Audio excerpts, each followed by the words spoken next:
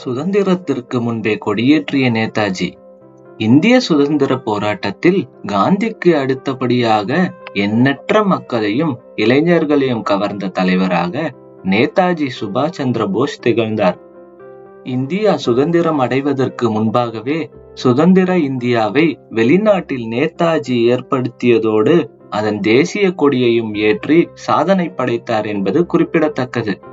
நாட்டு மக்களிடம் தேசபக்தியை வளர்த்ததில் காந்தியும் நேதாஜியும் இரண்டு வெவ்வேறு துருவங்களாக இருந்தாலும் இந்தியாவிற்கு விரைவில் சுதந்திரம் கிடைக்க வேண்டும் என்பதே இருவரின் லட்சியமாக இருந்தது. இன்றைய ஒடிசா, பழைய பெயர் ஒரிசா என்ற மாநிலத்தில் உள்ள கடாக்கில் ஜானகிநாத் போஸ், பிரபாவதி ஆகியோரின் மகனாக 1897ஆம் ஆண்டு ஜனவரி 23 நேதாஜி சுபாஷ் சந்திர போஸ் பிறந்தார்.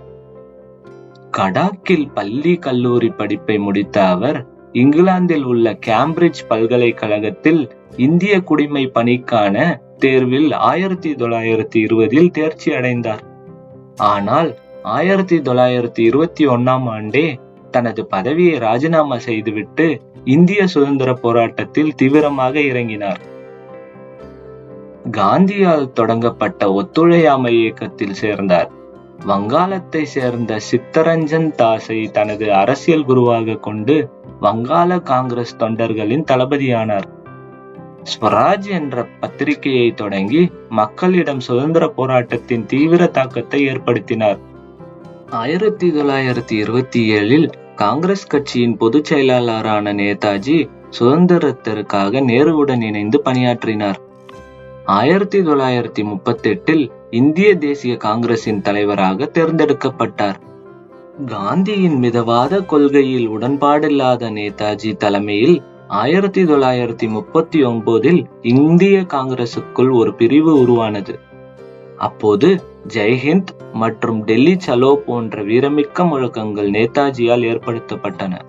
அதன் பின்னர் ஏற்பட்ட இரண்டாம் உலகப் போரின் சுதந்திர போராட்டத்தின் முக்கியமான வளர்ச்சியாக ஆசாத் ஹிந்த் பௌஜின் செயல்பாடுகள் இருந்தன.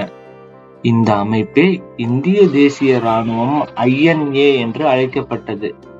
அதையடுத்து ஆங்கிலேயருக்கு சிம்ம சொப்பனமாக இருந்த நேதாஜி 1941இல் இந்தியாவிலிருந்து தப்பித்து ஜெர்மனிக்கு சென்று அங்கிருந்தபடியே இந்தியாவின் சுதந்திரத்திற்காக தீவிரமாக பணியாற்றினார்.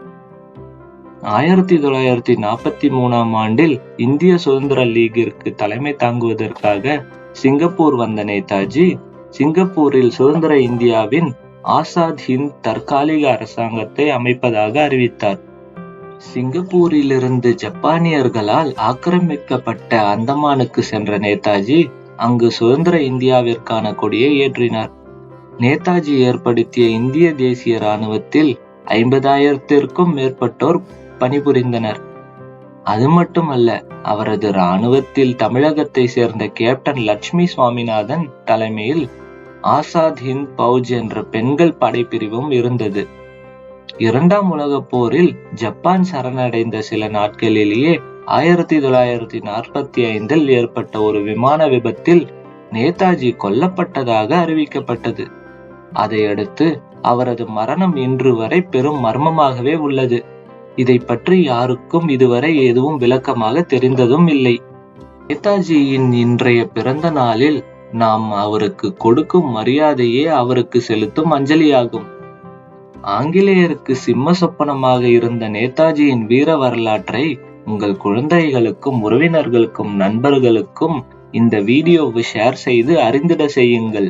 குடியரசு தினத்திற்காக கட்டுரை போட்டியெல்லாம் வைப்பார்கள். நேதாஜியின் இந்த வீர வரலாற்றை கட்டுரையாகவும் உங்கள் பிள்ளைகளுக்கு எழுதி அனுப்பலாம். என் வீர வரலாற்றை தெரிந்து கொள்ள மிகவும் பயனுள்ளதாக இருக்கும். நன்றி, வணக்கம்.